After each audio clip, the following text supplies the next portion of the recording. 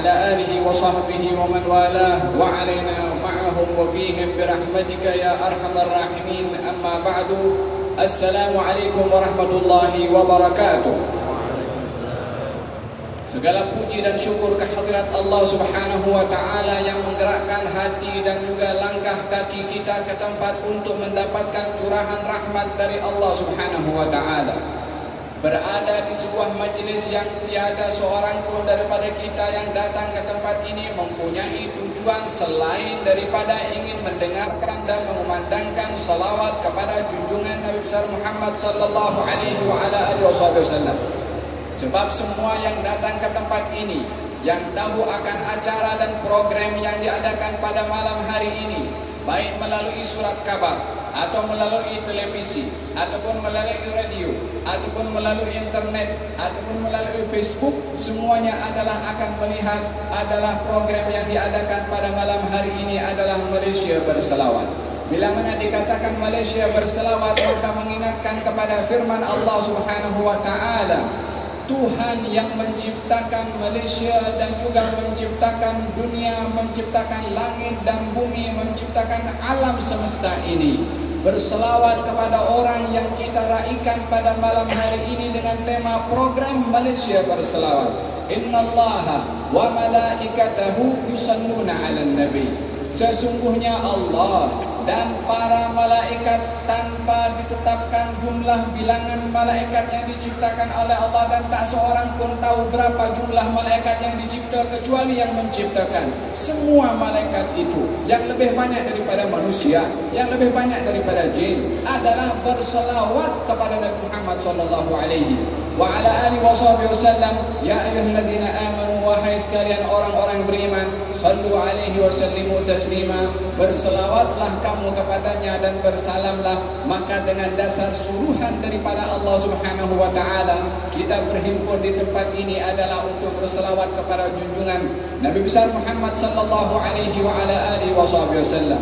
Di dalam program yang diadakan sebentar tadi diingatkan daripada tausiah para penceramah yang telah berceramah sebelum ini, mengingatkan kepada kita tentang perkara-perkara yang berkaitan dengan junjungan Nabi besar Muhammad sallallahu alaihi wa ala alihi wasallam, dan nasihat yang disampaikan oleh mereka sebentar tadi adalah masuk kepada telinga kita, yang kita berharap kepada Allah Subhanahu wa Ta'ala untuk tidak menghalang pintu hati kita ini untuk sentiasa terbuka menerima apa yang kita dengar daripada telinga kita, sehingga kita termasuk daripada golongan orang-orang yastami'una al-qawla fayattabi'una ahsanah, yaitu yang mendengar apa yang didengar, fayattabi'una ahsanah, dan mengambil cara pengajaran yang terbaik untuk melakukan apa yang didengar oleh telinga ini. Ingatlah bahwasanya apa yang kita dengar daripada nasihat, daripada ilmu yang kita dengar adalah bahagian daripada zikra atau tadhkirah, yang peringatan yang Allah Subhanahu wa Ta'ala menjadikan setiap peringatan yang disampaikan melalui sesiapa saja yang kita dengar dan kita lihat, melainkan akan disuruh dicari manfaat yang perlu kita ambil daripada peringatan tersebut untuk kita menjadi orang-orang yang disifatkan oleh Allah dengan iman. Fadzakir fa inna dzikra tanfa'ul mu'minin. Dan berilah peringatan. Kita sudah diberi peringatan sebentar tadi. Allah menyempurnakan fa inna dzikra. Sesungguhnya di dalam peringatan itu tanfa'ul mu'minin, akan membawa manfaat kepada orang-orang yang beriman.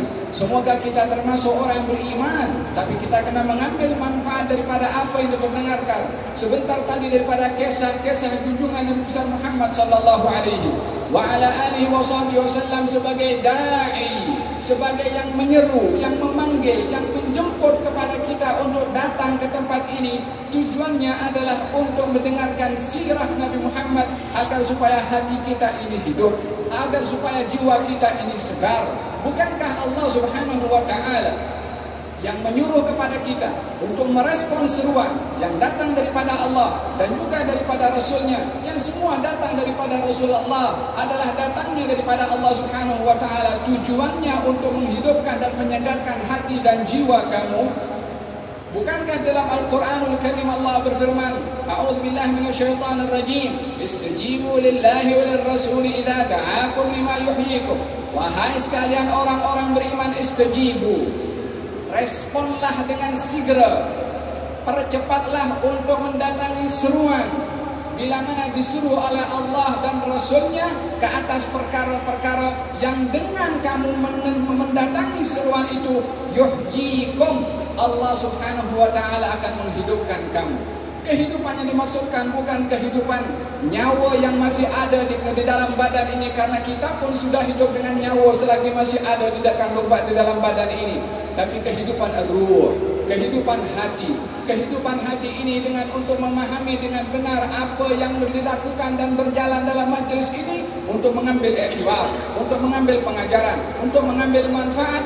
Jangankan kita, yang lebih wajib untuk mengambil iktibar daripada apa yang disebutkan sebentar tadi, Allah subhanahu wa ta'ala menyuruh Rasulullah sallallahu alaihi wasallam, mengkisahkan kepada Rasulullah sallallahu alaihi wasallam supaya mengambil iktibar. Allah kisahkan dalam Al-Quran pelbagai kisah. Tujuan kisah yang Allah kisahkan kepada baginda Rasulullah adalah untuk mengambil iktibar.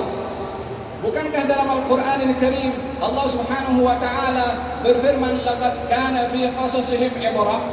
Bukankah terkandung dalam kisah-kisah, sungguh terkandung dalam kisah-kisah mereka, para anbiya, para salihin yang dikisahkan oleh Allah dalam Al-Quran, ibrah, terkandung di dalamnya ibrah, pengajaran. Allah subhanahu wa ta'ala mengkisahkan kepada Nabi Muhammad sallallahu alaihi wasallam kisah para anbiya. Untuk apa? Adakah nak menunjukkan para anbiya lebih mulia daripada Rasulullah sallallahu alaihi wasallam? Tidak. Sebab baginda sendiri yang bersabda bahwasanya Adam wa man dunahu tahta liwa'i. Adam dan setelahnya berada di bawah panji aku nanti di hari kiamat, maka yang memegang bendera itulah yang paling mulia. Akan tapi dikisahkan tentang kisah Nabi Adam, dikisahkan tentang kisah Nabi Nuh, dikisahkan tentang kisah Nabi Ibrahim dan seluruh para anbiya. Wa kullan naqussu 'alaika min anba'ir rusul ma nuthabbitu bihi fu'adak. Dan kami Allah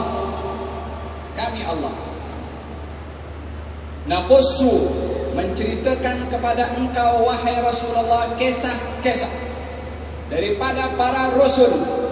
Untuk apa? Agar supaya kami Allah nuthabbitu bihi fu'adak, menguatkan, mengeratkan, membersihkan, memberikan ketabahan di dalam hati kamu. Yang menurunkan kisah Allah, yang menjadikan buah kisah itu tathbitul fu'ad, kuatnya hati, mantapnya hati, Allah juga. Ya Allah, kenapa engkau jadikan untuk mendapatkan tathbitul fu'ad, untuk mendapatkan kemantapan di dalam hati melalui kisah? Kenapa tidak dijadikan terus saja bagi tathbitul fu'ad kepada Rasulullah sallallahu alaihi wasallam, bagi hatinya kuat, berikan kepada Rasulullah kemantapan jiwa tanpa kisah-kisah. Tapi Allah jadikan sunnatullah untuk umat manusia mendapatkan kemantapan di dalam hati dan jiwa melalui kisah-kisah para salihin, kisah-kisah para anbiya. Kalau kisah para nabi diceritakan oleh Allah kepada Rasulullah untuk diberi oleh Allah kepada Rasulullah kemantapan di dalam hati dan jiwa, dan tidak ada di atas jagat raya ini hati seseorang yang lebih mantap dan kuat daripada hati Rasulullah sallallahu alaihi wasallam.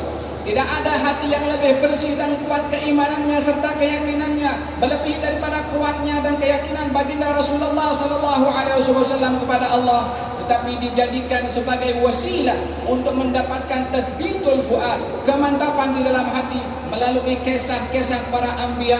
Sungguh kisah Nabi Muhammad sallallahu alaihi wasallam lebih agung, lebih mulia, lebih mendatangkan kemantapan hati dan jiwa melebihi daripada seluruh para anbiya sebelum Nabi Muhammad sallallahu alaihi wasallam. Lebih wajiblah bagi kita untuk mengetahui selok belok kisah, biografi, sirah Nabi Muhammad sallallahu alaihi wasallam diulang-ulang agar supaya semakin mantap hati ini dalam keimanannya kepada Allah Subhanahu wa taala. Kita berdoa dan memohon kepada Allah Subhanahu wa taala dengan berkumpulnya kita di tempat ini, diperdengarkan pujian kepada baginda Rasulullah sallallahu alaihi wasallam, sirah yang dituliskan oleh Al-Imam Al-Allamah Ad-Da'iyah Umar bin Muhammad bin Salim bin Hafid, yaitu maulid yang disebutkan, yang dibacakan sebentar tadi, yang terkandung di dalamnya sirah Nabi Muhammad sallallahu alaihi wasallam, dan juga nasihat-nasihat yang diceritakan sebentar tadi.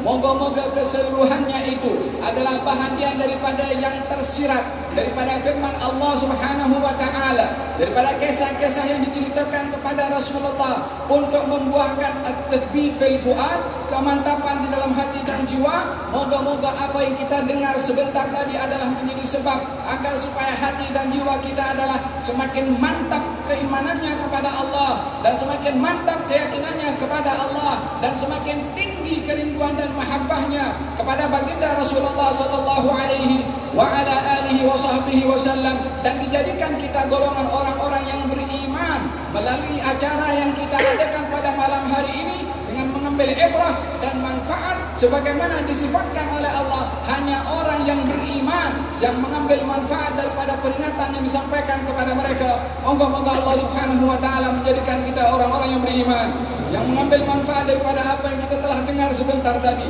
dimantapkan keyakinan kita kepada Allah, kepada Rasulullah, semakin erat hubungan kita dengan Allah dan juga dengan baginda Rasulullah sallallahu alaihi wasallam. Dan moga-moga Allah Subhanahu wa taala berkati perhimpunan kita pada malam hari ini, memberikan dan mengangkat ganjaran dan darjat penganjur daripada program malam hari ini diberikan oleh Allah Subhanahu wa taala lebih daripada apa yang mereka minta kepada Allah Subhanahu wa taala. Sesungguhnya Allah bila mana memberi tidak akan peduli sebanyak dan sebesar mana pemberian yang akan diberi oleh Allah Subhanahu wa taala. Law anna awwalakum wa akhirakum wa insakum wa jinnakum qamu fi sa'idin wahid wa sa'alu kullam minhum mas'alatah la'ataituhu ma naqasa dhalika mimma indi illa kama yanqusul mikhyatu idza udkhila al-bahr. Kalau semua makhluk ini, jin dan manusia yang terdahulu dan yang akan datang, berada di satu padang, mereka masing-masing meminta kepada aku akan beri kepada mereka semua permintaan mereka, tidak kurang daripada kekayaan aku, melainkan seperti kurangnya air lautan. Bila mana satu jarum diletakkan di dalam air lautan, ditarik balik, maka air lautan pun tak berkurang. Demikian kekayaan Allah Subhanahu wa taala. Moga-moga Allah Subhanahu wa taala mengabulkan apa yang menjadi hajat kepada kita kepada Allah Subhanahu wa taala. Hajat yang hissiyah dan ma'nawiyah, hajat yang zahir yang tersembunyi, hajat yang kita pohonkan kepada Allah daripada kesembuhan dan afiat. Moga-moga Allah Subhanahu wa taala berikan kepada kita sehat wal afiat dan juga menunaikan hak syukur sehat wal afiat.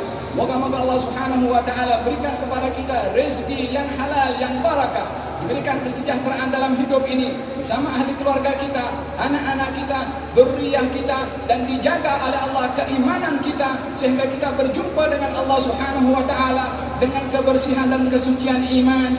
Amin Allahumma amin. Wa sallallahu ala sayyidina Muhammadin wa ala alihi wasallam. Alhamdulillahirabbil alamin.